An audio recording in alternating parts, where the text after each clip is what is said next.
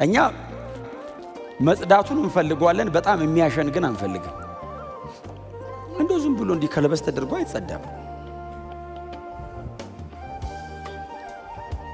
እግዚአብሔር ንጽህናው እሱ ነው፣ የሚቀድሰን እሱ ነው፣ የሚያነጻን እሱ ነው።